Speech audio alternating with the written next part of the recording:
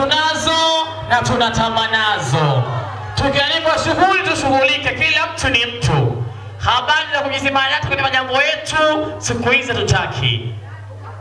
Mmeacha vina vyenu, mmeacha shughuli zenu, mmekuja kwenye shughuli ya binti yenu, kipenzi chenu, mtoto wenu, kipenzi chenu.